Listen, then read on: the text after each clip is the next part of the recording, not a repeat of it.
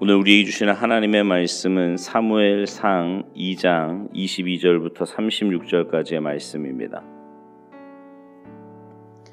사무엘상 2장 22절부터 36절까지의 말씀, 우리 한 목소리로 봉독하시겠습니다. 함께 봉독하십니다. 시작. 엘리가 매우 늙었더니 그의 아들들이 온 이스라엘에게 행한 모든 일과 회막문에서 수종드는 여인들과 동침하였음을 듣고 그들에게 이르되 너희가 어찌하여 이런 일을 하느냐? 내가 너희의 악행을 이 모든 백성에게서 듣노라. 내 아들들아 그리하지 말라. 내게 들리는 소문이 좋지 아니하니라. 너희가 여호와의 백성으로 범죄하게 하는도다. 사람이 사람에게 범죄하면 하나님이 심판하시려니와 만일 사람이 여호와께 범죄하면 누가 그를 위하여 간구하겠느냐 하되 그들이 자기 아버지의 말을 듣지 아니하였으니 이는 여호와께서 그들을 죽이기로 뜻하셨음이더라. 아이 사무엘이 점점 자라매 여호와와 사람들에게 은총을 더욱 받더라. 하나님의 사람이 엘리에게 와서 그에게 이르되 여호와의 말씀에 너희 조상의 집이 애굽에서 바로의 집에 속하였을 때에 내가 그들에게 나타나지 아니하였느냐? 이스라엘 모든 지파 중에서 내가 그를 택하여 내 제사장으로 삼아 그가 내 제단에 올라 분향하며 내 앞에서 에봇을 입게 하지 아니하였느냐? 이스라엘 자손이 드리는 모든 화제를 내가 내 조상의 집에 주지 아니하였느냐? 너희는 어찌하여 내가 내 처소에서 명령한 내 제물과 예물을 밟으며 내 아들들을 나보다 더 중히 여겨 내 백성 이스라엘이 드리는 가장 좋은 것으로 너희들을 살찌게 하느냐? 그러므로 이스라엘의 하나님 나 여호와가 말하노라. 내가 전에 내 집과 내 조상의 집이 내 앞에 영원히 행하리라 하였으나 이제나 여호와가 말하노니 결단코 그렇게 하지 아니하리라.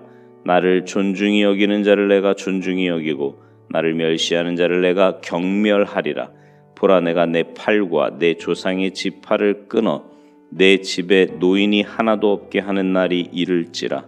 이스라엘에게 모든 복을 내리는 중에 너는 내 처소의 환난을 볼 것이요 내 집에 영원토록 노인이 없을 것이며 내 제단에서 내가 끊어버리지 아니할 내 사람이 내 눈을 쇠잔하게 하고 내 마음을 슬프게 할 것이요 내 집에서 출산되는 모든 자가 젊어서 죽으리라. 내 두 아들 홈니와 비느하스가 한 날에 죽으리니 그 둘이 당할 그 일이 내게 표징이 되리라. 내가 나를 위하여 충실한 제사장을 일으키리니 그 사람은 내 마음 내 뜻대로 행할 것이라. 내가 그를 위하여 견고한 집을 세우리니 그가 나의 기름 부음을 받은 자 앞에서 영구히 행하리라.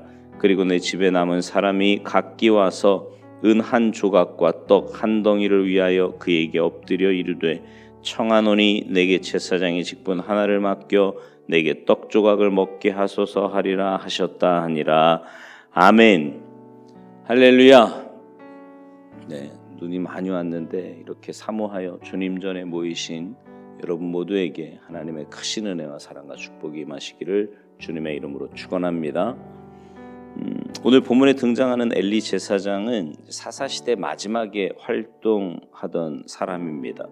당시 이스라엘의 영적인 지도자는 바로 이 엘리 제사장이었지요.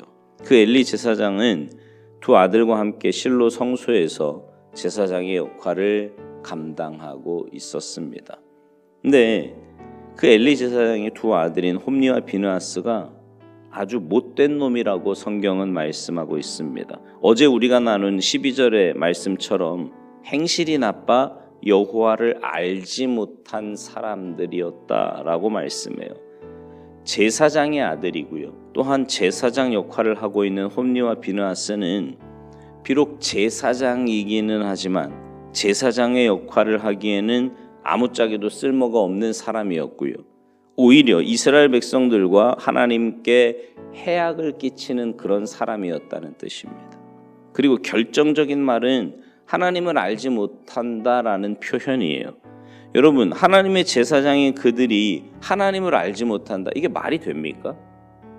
하나님을 알지 못하는 사람이 어떻게 하나님의 제사장이 되고 이스라엘을 지도하고 하나님께 제사 드리는 일을 할 수 있습니까? 근데 그들이 그렇게 했다는 거예요. 그러니 그들이 하는 일은 결국 죄를 짓는 일이었고 악을 행하는 일이었던 거죠. 그들이 얼마나 못된 짓을 했던지 어제 나눈 말씀처럼 하나님께 드리는 예물에 먼저 손을 댑니다. 겁이 없는 거지요. 하나님 안 믿는 거예요, 이거. 거기다가 오늘 본문에 보니까 제사장의 직분과 지위를 이용해서 회막문에서 수종드는 여인들과 강제로 동침을 합니다. 그들이 성막에서 수종드는 여인들과 동침한다는 이야기를 모르는 사람이 있겠습니까? 온 백성에게 소문이 나고요. 그 소문이 돌고 돌아 나중에는 엘리의 귀에까지, 그의 아버지의 귀에까지 들리게 됩니다. 그래서 그 아버지 엘리 제사장이 아들들을 불러다 놓고 호되게 책망을 하지요. 그거 하나님 앞에 죄를 짓는 거라고. 사람에게 범죄하면 하나님께서 심판하시지만 하나님께 범죄하면 그것을 변호해 줄 사람이 누가 있겠냐는 거예요. 세상에 아무도 없다는 거지요. 그러니 결코 저질러서는 안 되는 범죄를 너희가 지금 저지르고 있다, 이렇게 호통을 칩니다. 그런데도 두 아들은 아버지의 그런 훈계와 권고를 듣지 않습니다.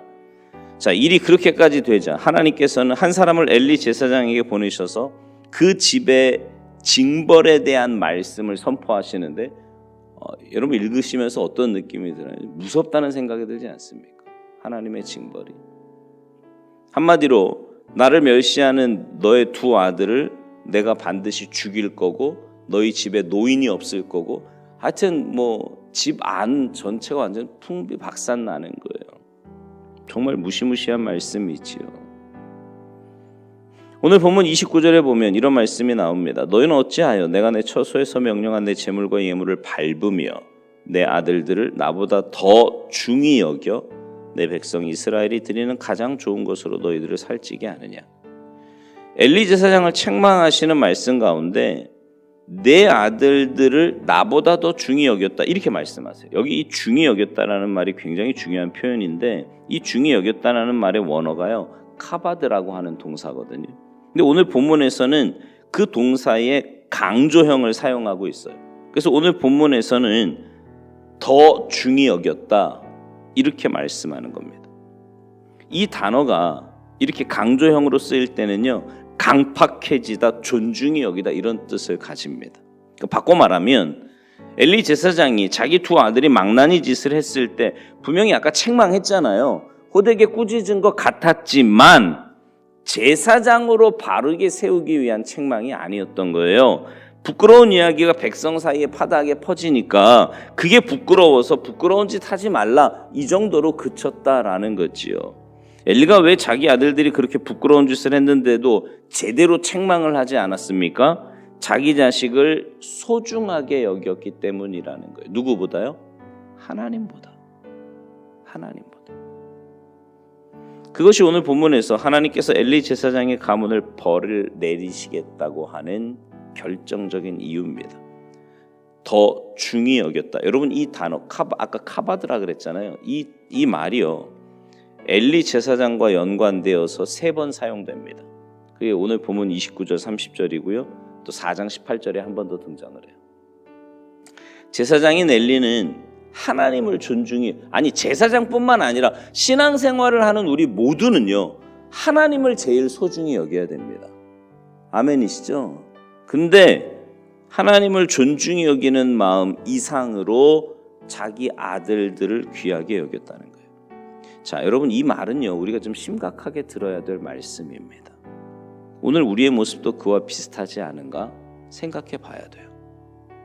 동서고금을 막론하고 자기 자식을 사랑하지 않는 부모는 없습니다. 그게 잘못됐다는 말이 아니에요. 그건 당연한 겁니다. 문제는 뭐냐면 삐뚤어진 자식 사랑은 자식을 망친다고 하는 사실도 변치 않는 진리예요.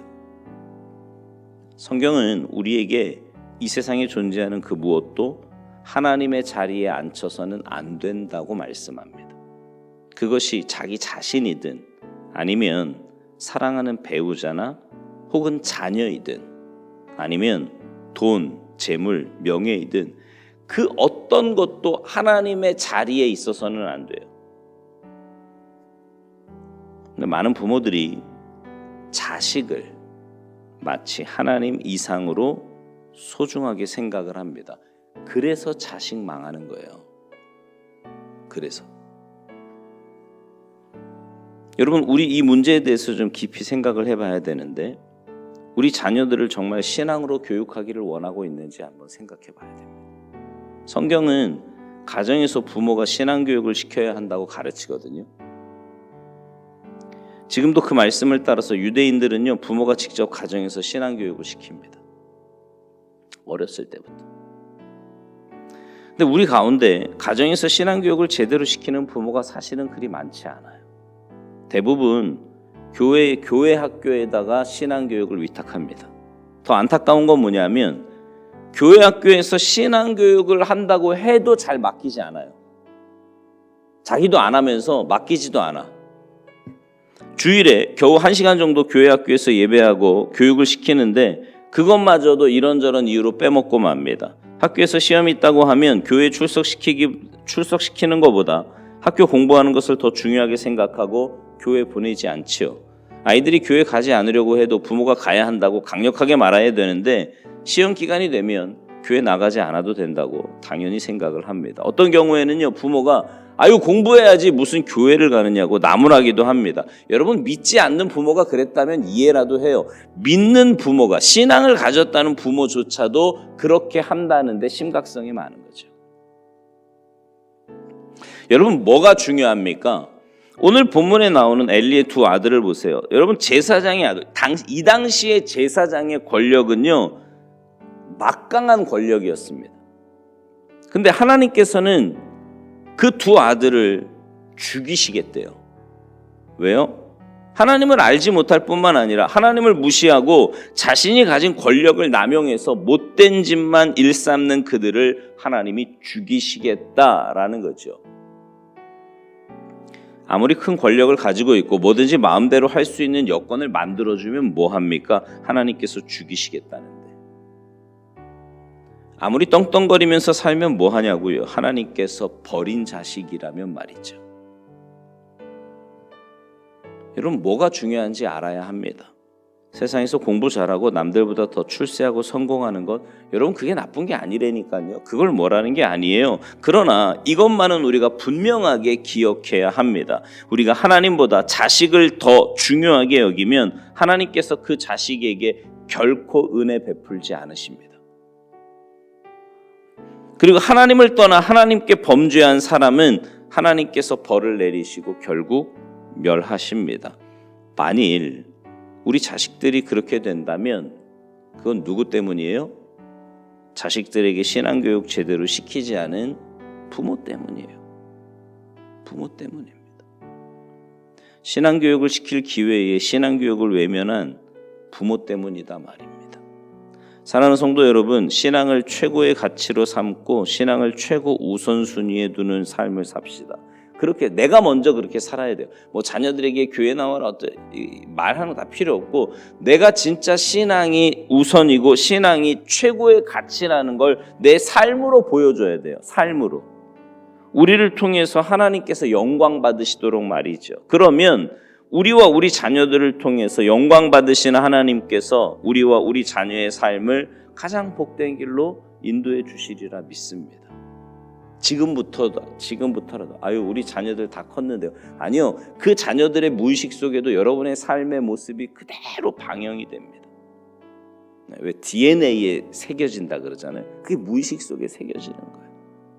여러분의 앞으로의 삶이 신앙 중심으로 하나님 중심으로 사시고 자녀들에게 말을 할 때도 행동을 할 때도 선택을 할 때도 보여주는 거예요. 하나님이 가장 중요한 분이고 내 삶에 가장 중요한 건 신앙이다라는 걸 보여주셔서 여러분의 자녀들이 여러분이 가는 그 믿음의 길 올곧게 걸어가는 복된 인생, 복된 가문 되시기를 주님의 이름으로 축원합니다.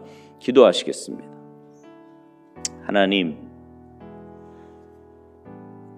우리의 인생이 또 우리의 가정이 하나님만 경외하는 복된 인생, 복된 가정 되기를 또 복된 가문 되기를 간절히 소원합니다. 그러기 위해 내가 먼저 하나님 앞에 바로 서게 하시고 하나님을 가장 사랑하며 신앙을 최우선순위에 두는 우리의 신앙생활 되게 하셔서 그런 우리의 삶을 통해 자녀들에게도 신앙의 유산이 잘 전수되게 하시고 대를 거듭할수록 아름답고 복된 가정, 복된 가문 이루어가는 주님의 귀한 백성들 모두 되도록 주님 도와주시옵소서. 오늘 한날의 삶이 주님과 동행하며 주님 이 궂은 날씨에 오고 가는 모든 사람들을 주님께서 지키시고 붙들어 주실 것을 믿고 감사드리며 예수님의 이름으로 축복하며 기도하옵나이다. 아멘.